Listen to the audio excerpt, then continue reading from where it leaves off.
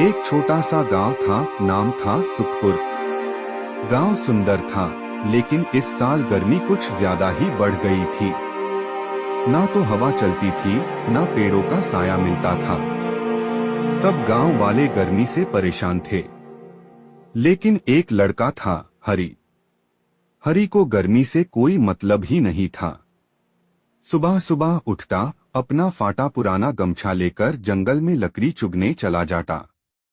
एक दिन जब सूरज ने आग उगलनी शुरू की थी और लोग चैक पे छतरी लेकर बैठे थे, तब गांव वेल बोले, आर हरी भाई, इतनी गर्मी में भी जंगल का काम करने जा रहे हो? हरी ने मुस्कुरा के कहा, काम तो काम है भाई। गर्मी हो या सर्दी, करना तो पड़ता ही है। और हरी चला गया जंगल। लेकिन हरी सिर्फ जमीन पे गिरी लकड़ियां उठता था, कभी पेड़ नहीं काटता था। भोला नाम ही काफी है। जैसा नाम वैसा काम। बहुत ही भोला भला, लेकिन थोड़ा बुर्बक भी। उसके दिमाग में एक विचित्र ख्याल चला, हरी हर दिन जंगल जाता है, काम करता है।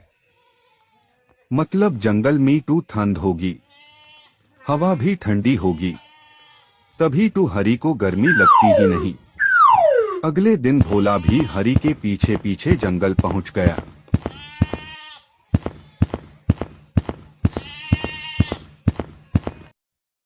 हरी लकड़ी चग रहा था।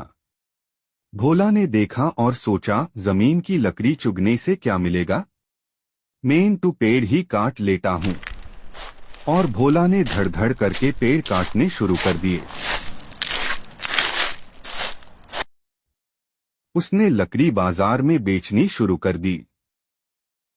तभी एक दिन आसमां से एक तेज रोशनी चमकी और एक भगवान प्रकट हो गए। भगवान बोले, भोला, तुम ये क्या कर रहे हो? जंगल क्यों काट रहे हो? भोला बोला, माताजी, हरी भी जंगल से लकड़ी लाता है, मैं भी वही कर रहा हूँ। भगवान बोली, आरी मूर्ख, हरी कभी पेड़ नहीं काटता, वहां तो गिरी हुई लकड़ियां उठता है। तुम तो जंगल की जान ही ले रहे हो। तभी हरी भी वहां आ गया। उसने भगवान को प्रणाम किया। हरी बोला, माताजी, हमारे गांव में गर्मी बहुत बढ़ गई है, लोग परेशान हैं, इसीलिए भोला भी शायद ये सब कर रहा है। भगवान मुस्कुराई और बोली, बेटा, अगर तुम लोग पेड़ काटोगे तो गर्मी और बढ़ेगी। गांव वाले पौधा लगाए, तभी कुछ सुधार होगा। और एफआईआर शुरू हुई एक नई का। हरी और भोला गांव वापस आए। सब लोगों को समझाया, पेड़ मत काटो, नए पौधे लगाओ।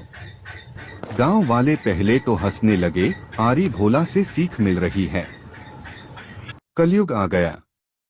लेकिन जब भगवान के प्रकट होने की बात सुनी तो सब सीरियस हो गए।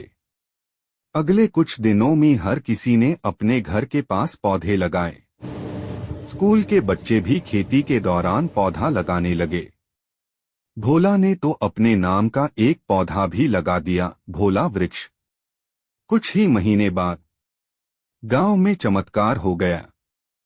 हवा ठंडी होने लगी, पेड़ों से हरियाली छा गई, पंखा की जरूरत कम पड़ने लगी। गांव एकदम ताजा और सुखद हो गया। भोला ने मुस्कुराते हुए हरी से कहा, हरी भाई, पहले तो मैं सोचता था कि जंगल में एसी चलता होगा, अब समझा, जंगल हाई टू प्रकृति का एसी है। हरी बोला, और तुमने टूअस एसी का रिमोट तोड़ दिया था। अच्छा हुआ भगवान टाइम पे आ गए। सभी लोग हंस पड़े।